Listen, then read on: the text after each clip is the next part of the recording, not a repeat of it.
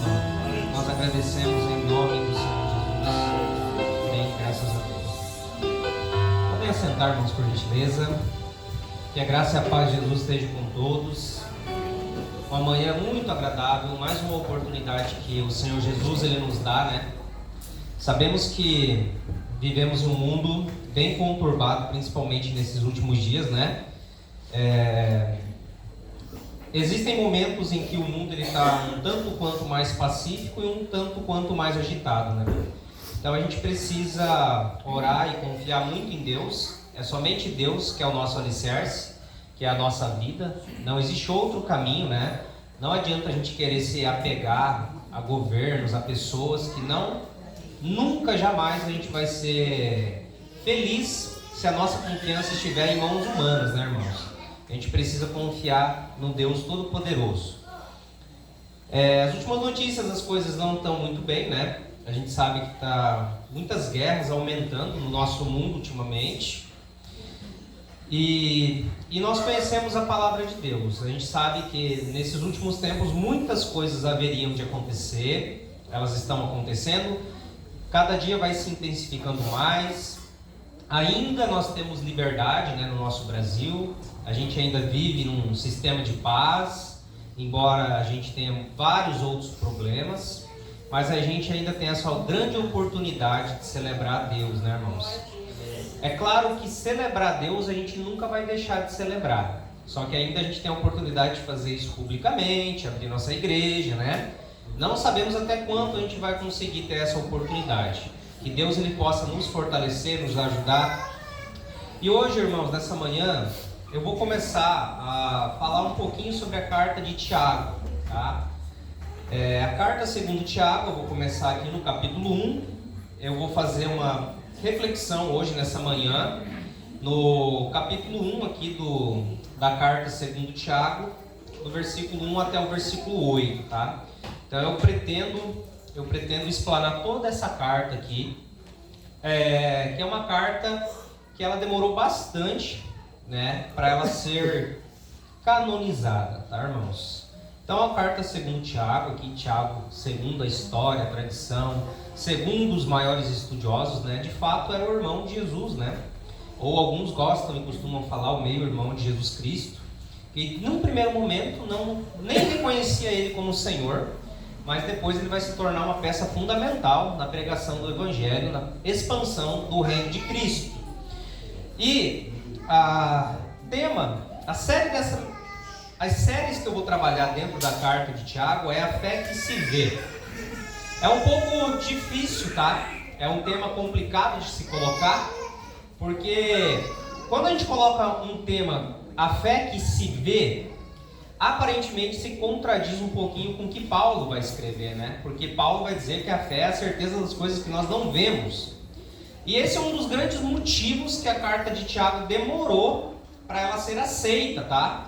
Pelos pais da igreja, por aqueles homens que foram iluminados por Deus para colocar os livros de acordo com o necessário, dentro do que nós temos hoje, né? Dentro dessa biblioteca. A carta de Tiago ela foi rejeitada por alguns séculos, por muitos estudiosos, inclusive, talvez até mais, né? Talvez até a gente pode dizer, até por milênios, ela foi rejeitada por alguns. E a primeira mensagem dessa minha série aqui é a fé em meio à provação, tá? Que é o primeiro bloco que Tiago vai tratar aqui, a fé em meio à provação, que tem o texto base do versículo 1 a 8. A carta diz assim: Tiago, servo de Deus, do Senhor Jesus Cristo, as 12 tribos dispersas entre as nações, saudações. Meus irmãos, considerem motivo de grande alegria o fato de passarem por diversas provações, pois vocês sabem que a prova de sua fé produz perseverança, e a perseverança deve ter ação completa, a fim de que vocês sejam maduros e íntegros, sem lhes faltar coisa alguma. Se algum de vocês tem falta de sabedoria, peça a Deus, que a todo dá livremente, de boa vontade, e lhe será concedida. Peçam, porém, com fé, sem duvidar, pois aquele que duvida é semelhante à onda do mar, levada, agitada pelo vento. Não pense tal pessoa que receberá coisa alguma do Senhor, pois tem mente dividida e é instável em tudo o que faz. Tá? Então até aqui a gente vai conversar um pouquinho.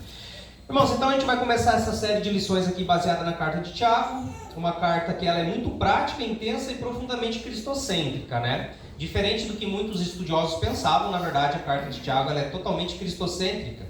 E aqui a gente não vai falar de uma fé teórica, mas de uma fé vívida. Uma fé vívida, que foi o caso de Tiago. Ele tem muita propriedade de falar isso daqui, né? Porque em determinado momento da vida dele, ele não reconhecia Cristo como Salvador. Ele não reconhecia Cristo como de fato o Messias aguardado, né? E ele vai falar de coisas muito práticas aqui. Então uma fé que se vê na forma como falamos é uma coisa.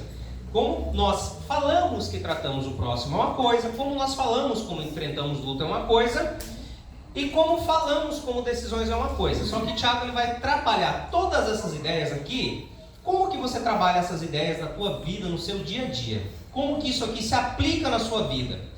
E hoje a gente pode ter uma ideia, hoje se a gente fosse conversar, por exemplo, aquelas pessoas que estão lá em Israel hoje, talvez eles consigam explicar melhor isso daqui.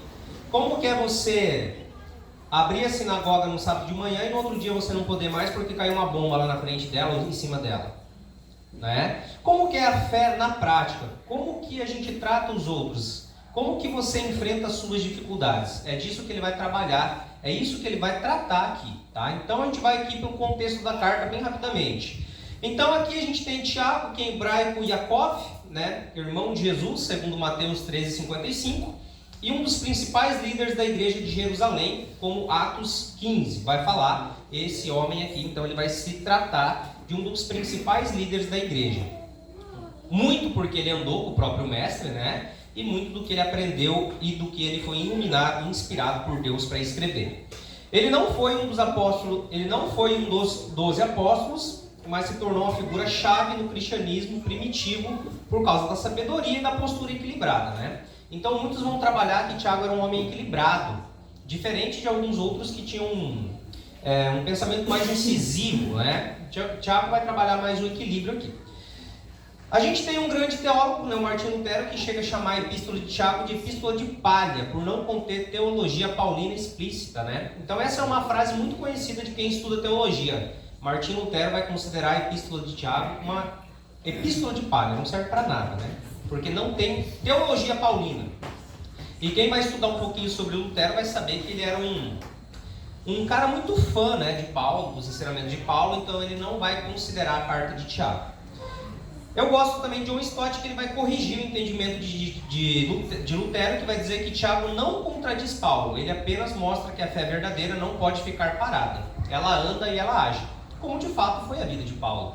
Foi uma fé que não ficou parada, né? Então aqui a gente tem que pegar esses ensinamentos de ambos esses homens e colocar eles em paralelo e você fazer análise, né? Na verdade não existe contradição nenhuma aqui, não existe nada que a gente não possa entender. Governadores. O cristianismo começou a ser perseguido tanto por judeus quanto pelo Império Romano. E esses irmãos aqui eles vão se espalhar, né? Eles vão para todo quanto é canto ali dentro do Império Romano, que era gigantesco. Então são crentes pobres, perseguidos e dispersos, enfrentando dificuldade, tentação e precisando de uma orientação para que a sua fé continue sólida. E é muito importante isso, irmãos, a gente receber orientação da parte de Deus. Obrigado, Gisele. Deus ele vai nos orientando, ele vai nos capacitando, ele vai buscar fortalecer a nossa fé. O primeiro item que eu trago aqui é a aprovação como oportunidade de crescimento. Irmãos, a gente tem que ver as provações da nossa vida como oportunidades da gente crescer. Como que Deus ele vai trabalhar isso na nossa vida? A gente tem aqui dos versículos 2 ao 4, né?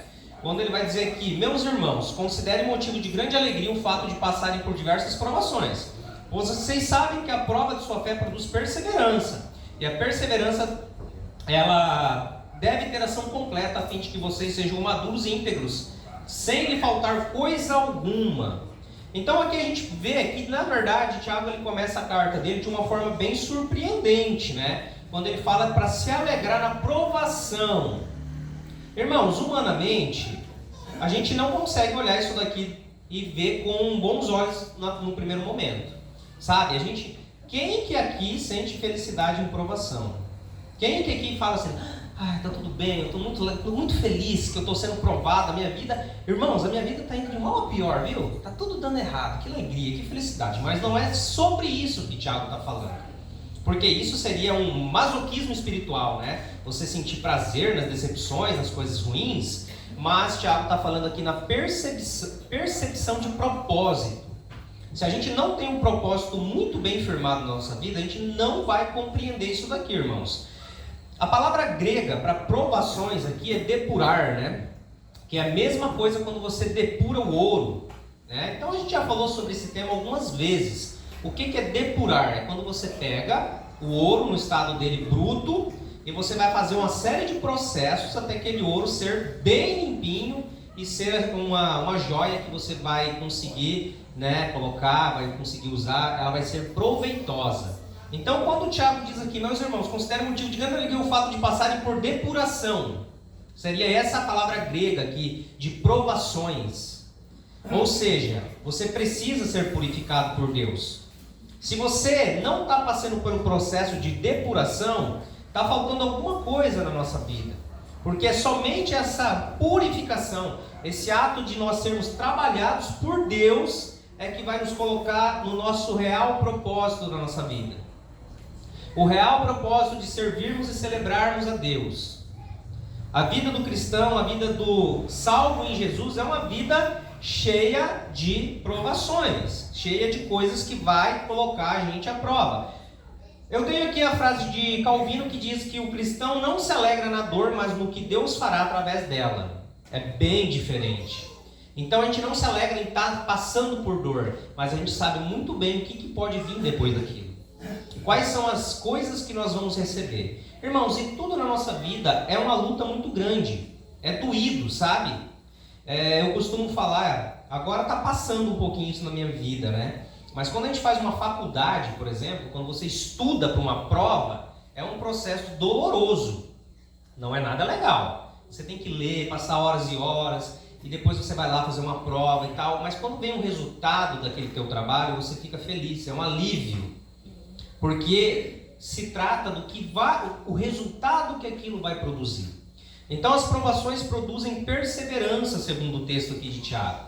Então você vai ter que, se você conseguir passar por ela, você vai ser uma pessoa que vai produzir em você perseverança. E uma coisa vai levando a outra, uma coisa está atrelada à outra. Perseverança produz maturidade. Segundo Tiago aqui, as pessoas que ela não consegue permanecer é porque ela ainda não conseguiu chegar no estado de maturidade. Ela não conseguiu ainda entender o propósito, não conseguiu perceber o propósito de certas coisas em sua vida. E nós também somos muito apressados, irmãos. A gente quer as coisas no nosso tempo. E isso aí não vai dar certo nunca. Porque o processo ali do ourives, né, da pessoa que está depurando o ouro, na verdade começa lá na mina, na verdade, né? Quando chega lá para o ourives trabalhar, já aconteceu muita coisa. Então, às vezes está lá no meio da pedra, da lama, e aí tem que ser retirado, tem que ser trabalhado, e vai passar por todo um processo, né? Então o sofrimento se torna um campo de treinamento para o caráter cristão, né? Existem alguns estudiosos que dizem que as grandes conquistas da humanidade, elas sempre se dão em momentos de muita luta, de muita dificuldade. E que os tempos de facilidade, na verdade, tornam as pessoas fracas, né? Porque pensa você... em determinado momento da nossa história, como eu já costumo falar algumas vezes, em determinado momento da nossa história a gente não tinha Bíblia, irmãos, a gente não tinha essa possibilidade. As pessoas ansiavam para ler um pedacinho, um textinho que fosse da Bíblia. Hoje a gente tem Bíblia de todos os tipos, né? Temos Bíblia da capa preta, Bíblia da capa rosa, Bíblia com leão, Bíblia de todo tipo. E a gente muitas vezes não tira o tempo necessário para a gente estudar a palavra de Deus. Isso é só um dos itens que a gente poderia listar muitos. Então a gente tem tempos de muita facilidade, que muitas vezes isso parece que estagna e não faz com que a gente produza o tanto que nós poderíamos produzir, né? Então aqui a gente está vendo que as provações elas vão produzir perseverança e a perseverança vai produzir maturidade. Quando a gente vai buscar isso daí. Quando a gente consegue entender a provação como uma oportunidade de a gente crescer na nossa vida. Né? Então, com que olhos eu estou olhando para o que Deus faz na minha vida ou pelas circunstâncias que eu passo na minha vida, né? Então aqui é do versículo 2 ao 4, né? A questão da provação como um processo que Deus vai trabalhando na vida de cada um de nós. O segundo ponto, irmãos, a sabedoria, que é o recurso essencial na crise. O versículo 5. Se alguém de vocês tem falta de sabedoria, peça a Deus. Isso aqui eu achei tão interessante quando o Tiago ele tira esse tempo para falar da sabedoria. Ele poderia falar de tantas outras coisas aqui, mas ele vai falar talvez de uma coisa essencial para a vida de cada um de nós. Que a sabedoria aqui, irmãos, não é simplesmente intelectual, aquela sabedoria da universidade, que você aprende coisas importantes, interessantes, mas é uma sabedoria prática para a sua vida. É uma sabedoria que você vai conseguir tomar decisões em tempos difíceis, vai tomar a decisão certa em tempos de dificuldade. Isso é ser uma pessoa sábia, é você ter a sabedoria de conseguir tomar a decisão correta em momentos em que tudo está complicado. Porque a gente tem que entender que o contexto que Tiago escreve aqui era para irmãos que estavam sendo perseguidos, irmãos que não tinham nem casa para morar, muitas vezes tinha que muitos dias sofridos para conseguir até se alimentar. Então assim, ele escreve para um contexto de extrema dificuldade, um contexto que talvez a gente ainda não consiga nem saber como que é, a gente não tem essa noção. Eu particularmente, eu nunca tive falta de nada na minha vida, né? Então eu não sei o que é passar pelo que esses irmãos aqui passaram, né? E ele vai escrever para que eles possam tomar a decisão certa em tempos difíceis. Então o que Deus permite a aprovação é o mesmo que dá sabedoria generosamente a quem pede com fé. Deus permite o sofrimento, e a gente pode se questionar, e a gente pode questionar Deus, mas por que tanta aprovação? Por que tanta dificuldade? E o texto está dizendo aqui que o mesmo Deus que permite a gente passar por essas provações, por esses momentos complicados, é o mesmo que vai derramar sua sabedoria a todos aqueles que pedirem com fé. É o mesmo Deus que vai dar entendimento para que você possa e você saiba o porquê que está acontecendo tal coisa na sua vida, ou no mundo, ou em contextos que a gente pensa, por que isso acontece, né? E é interessante, irmãos, que Deus ele é um ser tão grande, tão poderoso, que Ele permite que a gente questione, que a gente converse com Ele. É claro que Ele sempre vai responder, Ele vai ter a resposta certa. Esses dias a Bianca fez a edificação lá na nossa célula e falou de Jó, né? Que Jó talvez é o personagem que tem a história de superação mais incrível, né? De toda a Bíblia Sagrada. É uma história assim que muitos estudiosos chegam a dizer que Jó não é uma história real, de tão absurdo que acontece na vida daquele homem, né? Então esses irmãos aqui estavam passando por uma dificuldade extrema.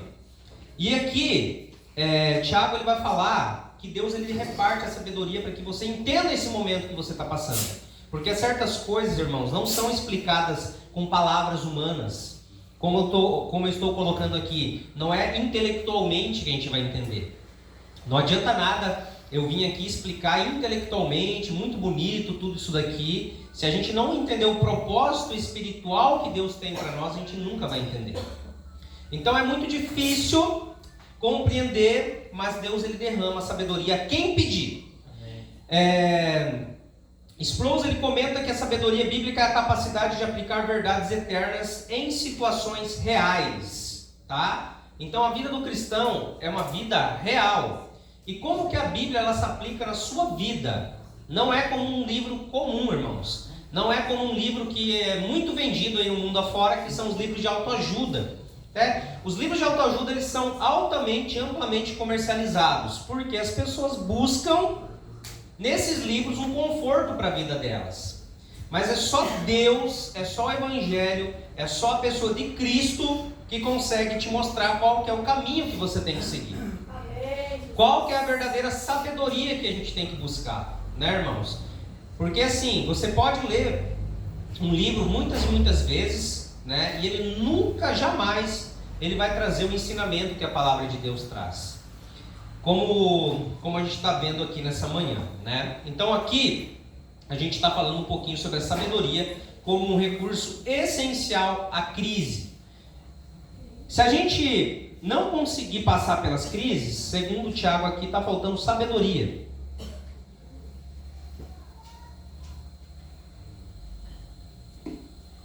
E não somente acadêmica, né? E não acadêmica, mas sim uma sabedoria que vem da parte de Deus.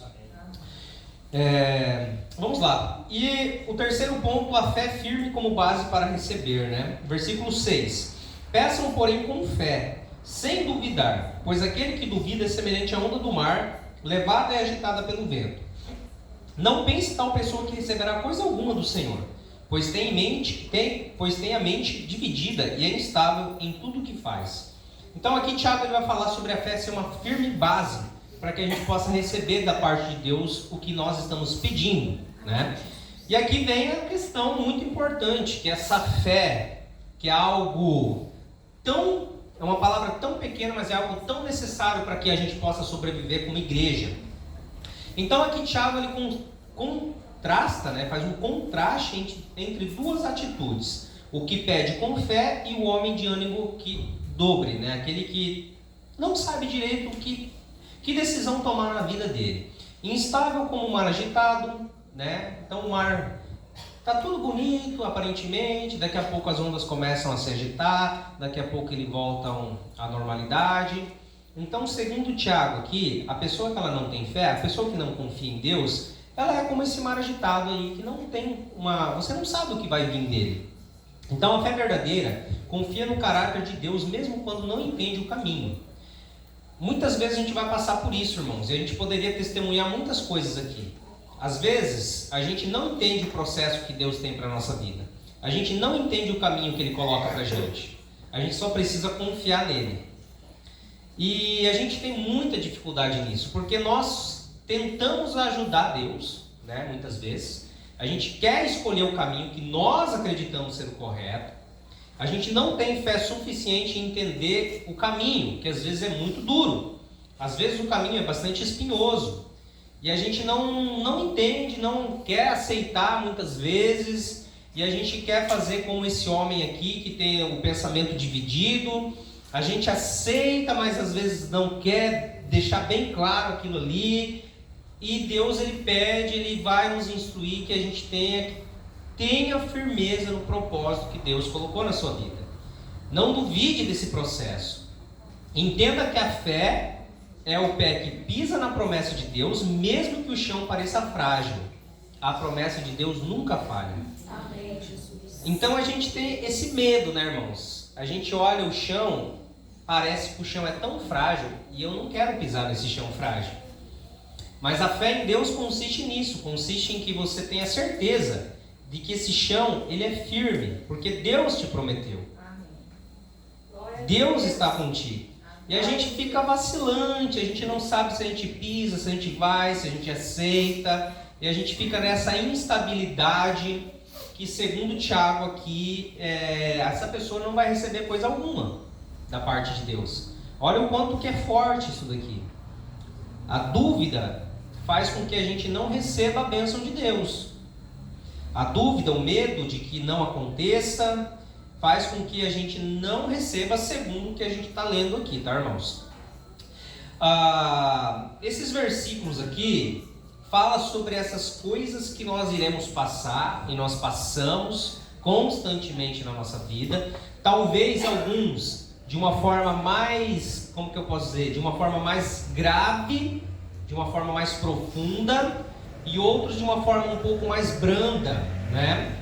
E assim, a gente tem que confiar muito em Deus. Eu pensei em trazer essa reflexão e várias reflexões daqui para frente na carta de Tiago, justamente pelo momento que a gente passa hoje no nosso mundo, tá? Porque assim, as coisas parecem ser tão distantes às vezes, né?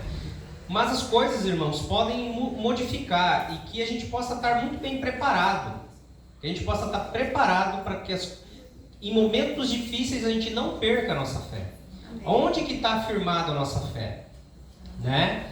É na vida estável que a nossa fé está afirmada? Sabe, irmãos, muitas vezes eu paro e fico pensando: Senhor, como que eu reagiria na minha vida em determinadas situações?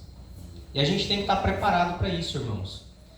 Hoje a minha vida está relativamente tranquila. Nós temos emprego, os nossos filhos estão saudáveis, nós estamos saudáveis, né? A igreja está uma maravilha. Que o Senhor possa nos colocar no nosso coração que a nossa fé não dependa disso. Não dependa de tudo estar bem para que eu esteja bem com Deus. Porque, irmãos, pensa no contexto do que Tiago está escrevendo aqui. Você é um hebreu, você está vivendo em Jerusalém, está tudo dando muito certo, a vida está rolando. E de repente aparece um cara ali, que as profecias diziam sobre ele, era Jesus. E esse homem modifica totalmente a vida deles. A partir de agora, eles aceitam esse homem como salvador da vida deles. E o que acontece? Perseguição. Agora eles têm que deixar as casas deles. Eles têm que viver em um território muitas vezes estranho a eles, por amor a essa obra. E Tiago está falando aqui, continuem firmes nessa fé. Continuem firmes no que vocês receberam. Não deixa que as dificuldades do mundo tirem a fé de vocês, que é o tema central dessa manhã, dessa reflexão, a fé em meio às provações. A fé em meio a situações adversas.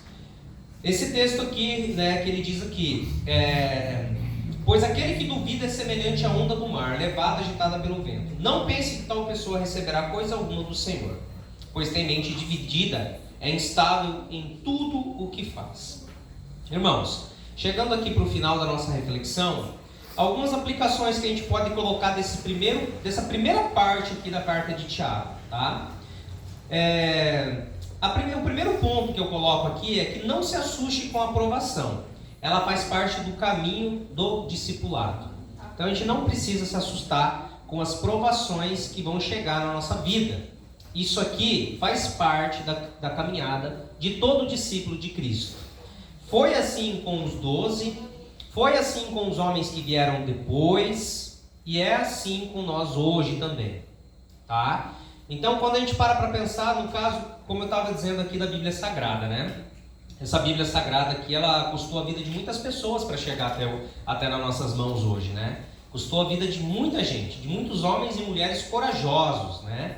Então, quando a gente vai estudar a história da igreja, por exemplo, a gente vê lá os pré-reformadores, os homens que queriam a palavra de Deus em suas línguas, eles foram perseguidos e mortos, até que alguém conseguiu, pelo poder de Deus, que a Bíblia fosse traduzida para a língua de qualquer pessoa, tá? Então, assim, as coisas não acontecem, irmãos, por passe de mágica, acontecem pelo propósito de Deus. E aí, às vezes, a gente para e pensa, será que essas provações que eu estou passando, elas têm algum propósito? Com certeza, faz parte do discipulado de qualquer cristão. Em segundo ponto, busque sabedoria em oração, não em opiniões passageiras, tá, irmãos? Então, a nossa convicção, a sabedoria, a gente tem que buscar em oração. Não é nos livros de autoajuda. Alguém pode falar assim, nossa César, você é bastante crítico com o livro de autoajuda, né? Sou bastante mesmo. As pessoas, elas buscam em tudo quanto é livro, e menos na Bíblia, a orientação da parte de Deus. Como se alguém fosse mais sábio para orientar do que o próprio Deus. Então, a nossa sabedoria a gente tem que buscar em Deus. É nele, irmãos. Não é em opiniões de pessoas. Porque as pessoas são voláteis, as pessoas muitas vezes são instáveis. E elas mudam de opinião. Então a nossa sabedoria a gente tem que buscar na palavra de Deus, na vontade que Deus tem para nós. Né? Buscar nas orientações da escola bíblica, principalmente, né, quando a gente vem aprender na Bíblia Sagrada. Terceiro ponto, confie em Deus mesmo sem entender. Ele trabalha silenciosamente na raiz, para que depois possamos frutificar. Então, às vezes a gente não vê, né? É igual aquela árvore seca, mas ela está com a raiz firme, ela está com a raiz forte. Você não vê ainda, mas Deus trabalha naquela raiz e um dia ela vai frutificar, irmãos. Amém. Se a gente parece uma árvore seca, e não importa a opinião das pessoas, importa o teu relacionamento com Deus, então a gente não entende muitas vezes. A gente parece aquela árvore seca, mas Deus trabalha na nossa raiz. O que não pode morrer é a nossa raiz, irmãos. Se a gente perder a nossa raiz, se a gente deixar de congregar, deixar de adorar a Deus, a gente está perdido. Porque quando a gente começa a deixar nossas raízes, começamos a se afastar do propósito, as coisas começam a ficar normais, né? Porque o diabo ele faz questão de colocar na nossa cabeça que é normal você não celebrar a Deus, você não orar, você não ler a Bíblia, e as nossas raízes começam a se perder do tronco, a gente está morto. Mas enquanto as nossas raízes estiverem firmadas em Deus, pode ter certeza que um dia a nossa vida vai frutificar. É impossível essa árvore não frutificar se essa árvore está dentro dos propósitos que Deus colocou para cada um de nós. E a conclusão aqui dessa nossa reflexão nessa manhã, irmãos, é que a fé que se vê não foge da provação. Ela ora, confia, espera e amadurece. Tiago nos confia a deixar de lado a fé superficial e a vestir uma fé que permanece firme nas lutas. Então a fé que a gente vê é essa fé, irmãos. É uma fé que ora, que confia, que espera, que amadurece. Amém. Essa é a fé que vai servir inclusive de exemplo para outras pessoas, né? A fé como testemunho, a fé como algo que as pessoas veem e fortalece a vida delas, né? Então aqui a gente tem esse propósito bem estabelecido dentro dessa carta aqui, que a gente ainda vai estar aprendendo muita e muita coisa segundo Tiago, tá, irmãos? Amém. Vamos ficar em pé por um momento. Irmãos, que a gente possa colocar na nossa vida, né? Isso aqui que a gente está escutando, que a gente está aprendendo, que nós possamos orar a Deus e confiar em Deus. Esses dias atrás eu escutei alguém falar, né, que o problema das pessoas é o meu problema também. Por quê? Porque a gente está passando por tantas coisas no nosso mundo, né, tantas lutas, tantas dificuldades. Eu não sei se todos os irmãos aí estão acompanhando as notícias, né, tudo que está acontecendo, mas é uma tristeza tão grande a luta a luta que existe mais por questão de poder mesmo, né? Principalmente agora lá no Oriente Médio, em Israel, Irã, Palestina, Rússia, enfim, irmãos, que a gente possa orar a Deus, que a gente possa orar para que possa ter paz nesse mundo, tá? Porque não vai demorar muito para chegar até aqui, tá bom? Se continuar do jeito que as coisas estão indo lá, não vai demorar muito para chegar aqui, tá? Ah, mas o que tem a ver uma guerra lá no Irã com Israel? O que tem a ver comigo, né? Tem tudo a ver. E as coisas estão se agravando, mas o que mais machuca o meu coração ainda, irmãos, é ver alguns vídeos que a gente nem escolhe ver, né? Você tá lá no YouTube da vida e aparece para você aquelas crianças, sabe? Chorando no meio dos entulhos lá. Nossa, aquilo corta o coração. De ver aquelas criancinhas lá sem pai, sem mãe, perdeu família, perdeu tudo no meio daqueles entulhos chorando, irmãos. Então assim, que a gente possa ter firmeza na nossa fé, ter convicção do Deus que nós servimos, né? Que se vier esses momentos difíceis que não parece estar tão longe, que a gente possa ser a igreja de Cristo, que a gente possa ser o representante de Deus nesse mundo tão caótico com tanta dificuldade. Eu vou passar a oportunidade para os irmãos. Se alguém tem algum pedido de oração, esse é o momento, né, que nós vamos orar uns pelos outros. Vamos fortalecer, unir a nossa fé em oração nessa manhã. Amém. Queria pedir aos irmãos, né, que dentro da nossa campanha, essa semana a gente está orando para que o Senhor levante os intercessores, né? Cabe muito bem nessa reflexão dessa manhã. Nós precisamos nos levantar como igreja, como intercessores. Nós só vamos viver um reavivamento se nós nos levantarmos para orar, jejuar pelo nosso povo, pela igreja. Orar não de uma forma egoísta, mas orar assim, realmente pensando em todos os cenários que nós estamos vivendo e outras pessoas estão vivendo. Então, vamos orar em nome do Senhor Jesus, porque eu creio piamente que a igreja é a resposta para esse mundo, não o sistema político, como você mesmo mencionou. Graças a Deus. Essa oração em favor da minha esposa, né? Ela teve quarta-feira bem ruim em casa lá, muito forte, né? Também é em favor do nosso Rio Grande do Sul, outra cidade lá, está se acabando lá de novo, né? viu, né, o ano passado, e pessoas construíram tudo, perdendo tudo, né, o ponte que foi feito, então está sendo levado novamente. A gente sente muito, um amor grande pelos irmãos lá, né? É fácil. Amém. Vamos orar, com certeza. Irmãos, não tendo mais nenhum pedido, vamos dobrar nossos joelhos, vamos orar então pelos pedidos que foram feitos e pelos que sempre são feitos aqui na igreja. Senhor Jesus, graças te damos, Pai querido, Pai amado. Honra e glória, Senhor Deus, seja dada ao teu nome, Senhor Jesus.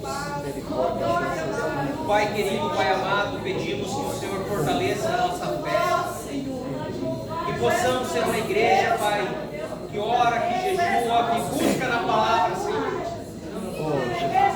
Pai, nós sabemos que nós somos pequeninos. Quando tudo vai bem é mais fácil, Senhor, a gente sabe. Nos ajude em momentos difíceis, Senhor. Oh Deus Todo-Poderoso, que possamos manter a nossa fé em momentos difíceis, Pai. Que a nossa fé não seja momentânea, Senhor. Oh Deus Todo-Poderoso, Deus bendito, pela vida da tua igreja, Senhor Jesus. Fortaleça a nossa fé, Deus Todo-Poderoso, nos ajude, Senhor Deus, nós somos fracos, pequenos. Conheça, Pai, cada um de nós, possamos ter uma fé, Pai querido, Pai amado, firmada no teu poder, Senhor Jesus. Não na nossa força, não no nosso poder, mas na tua graça, Senhor. No teu Espírito Santo, Senhor Jesus. Oh, Pai querido, tantas vidas sendo perdidas nesse mundo por causa de guerra, Senhor. Oh, Deus maravilhoso, coloca teu Espírito Santo guiando a mente desses homens, guiando a mente da tua igreja. Da tua igreja, Pai, a resposta para esse mundo perdido. Não é nas mãos de um homem, mas é nas mãos de Cristo Jesus. O Rei dos Reis, Senhor Deus. É nas tuas mãos que está a salvação, Senhor. Oh, Pai querido, para essas pessoas que estão perdendo tudo, a vida, Pai, as familiares. Oh, Deus maravilhoso, nos ajude a sermos pessoas que estão firmadas na tua graça, firmadas no teu evangelho, Senhor Jesus. Deus maravilhoso, que possamos ser como ouro que passa pela coração, Senhor, e são transformados numa joia preciosa. Oh Deus Todo-Poderoso,